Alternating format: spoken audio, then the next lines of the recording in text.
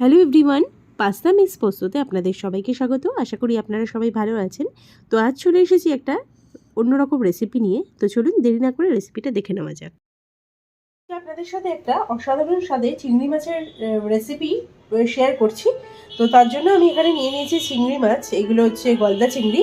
তো বাজার থেকে এগুলো কেটে ভালো করে কেটে আনা হয়েছে, আর যা যা চিংড়িতে ফেলা হয় সেগুলো সব ফেলেই রাখা আছে, আর ভালো করে ধুয়ে নিয়েছি। এবারে এর সাথে দিয়ে দিচ্ছি হলুদের গুঁড়ো, নুন দিয়ে দিলাম।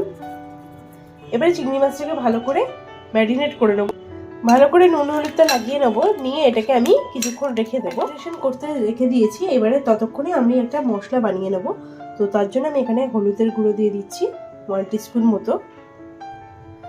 এবারে দিয়ে দিচ্ছি এখানে জিরের গুঁড়ো,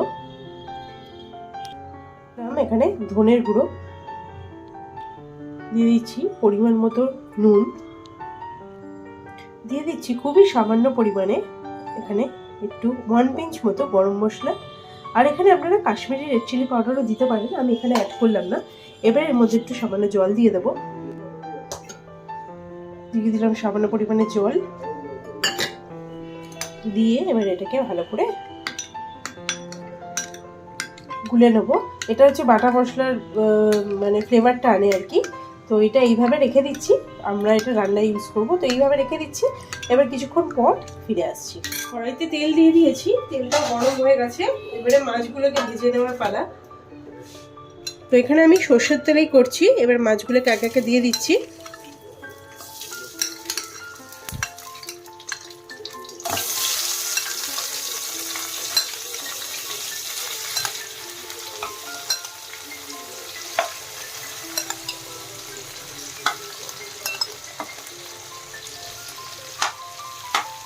তো মাছগুলো সব দিয়ে দিয়েছি। এবার মাছগুলোকে একটু ভেজে নেবো।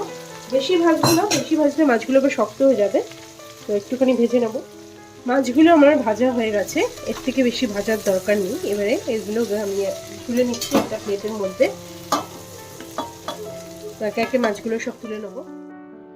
এরপর ওই তেলের মধ্যেই আমি এখানে দিয়ে দিচ্ছি 1 টিস্পুন গোটা জিরে, দারচিনি, এলাচ, লবঙ্গ আর একটু তেজপাতা দিয়ে এটাকে ভালো করে নাড়িয়ে নেবো। চপড করে রাখা পেঁয়াজগুলো দিয়ে দিচ্ছি।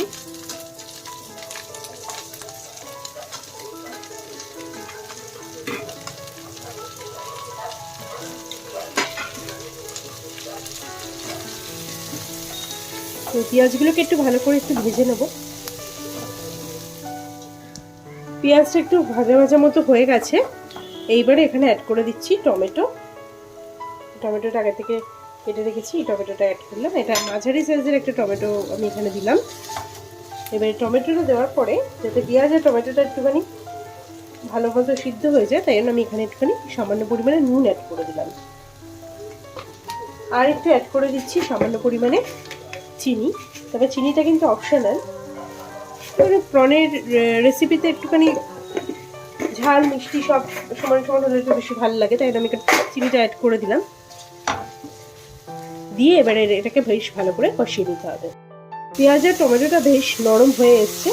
আদা রসুন পেস্ট আমি করে রেখেছি মিক্সিতে, আর এর মধ্যে একটুখানি কাঁচা লঙ্কাও দিয়েছিলাম, তো সেটা অ্যাড করে দিলাম। এটাকে একটু নাড়িয়ে নিয়ে যে গুঁড়ো মশলাটা প্রথমে বানিয়ে রেখেছিলাম সেটাকেও এখানে অ্যাড করে দিচ্ছি।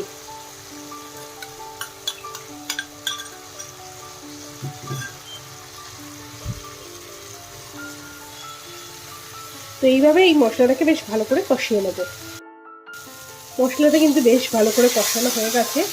এবারে এখানে আমি একটুখানি অ্যাড করে দিচ্ছি সামান্য পরিমাণে গরম জল। যতটা গ্রেভি রাখতে হবে সেই মতো আর কি গরম জল দিয়ে দিলাম।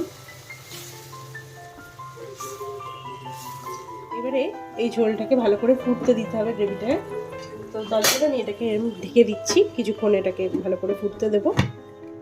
গ্রেভিটা একটুখানি ফুটে গেছে, তো আমি 1 মিনিট মতো গ্রেভিটাকে ফুটিয়ে নিয়েছি। এবার এখানে এরকম পেঁয়াজটাকে আমি এরকম কিউব কিউব করে রেখেছিলাম, যেরকম চিলি চিকেনের পেঁয়াজ হয়, তো পাপড়ি পাপড়ি করে রেখেছিলাম।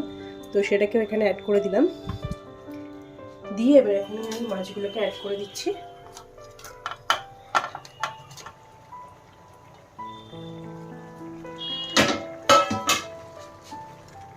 গ্রেভির মধ্যে মাছগুলোকে বেশ ভালো করে মিশিয়ে দিতে হবে।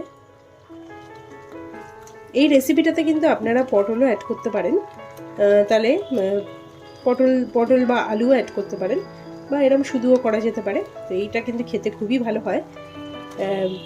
এটা হচ্ছে চিংড়ির দো পেঁয়াজ আর কি। আমি এখানে আলু ফালু ব্যবহার করিনি, আপনারা চাইলে কিন্তু আলুও ব্যবহার করতে পারেন। তো এই অবস্থায় এটাকে আমি আরও কিছুক্ষণের জন্য ঢেকে দিচ্ছি। এটা হয়ে গেছে, ভালো করে আমি এটাকে ফুটিয়ে নিয়েছি। এবার এখানে একটুখানি লাস্ট অ্যাড করে দিচ্ছি গরম মশলা। প্রথমে তো গরম মশলা দিয়েছিলাম, অন্য পরিমাণে একটু গরম মশলা অ্যাড করে দিলাম, আর একটুখানি অ্যাড করে দিচ্ছি এখানে খুবই সামান্য পরিমাণে একটু ঘি। এটা মানে অ্যারোমাটা খুব ভালো আসে। আর একটু ধনে পাতা চপ করে রেখেছি, সেটা অ্যাড করে দিলাম। রেসিপিটা আমার রেডি হয়ে গেছে।